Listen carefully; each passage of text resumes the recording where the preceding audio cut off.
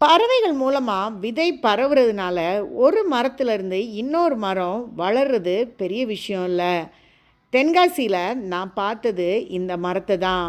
பார்க்கறதுக்கு ரொம்ப பிரம்மாண்டமா இருந்தது. அதோடைய வேர்கள்லாம் எவ்ளோ நீளமா தொங்குது பாருங்க.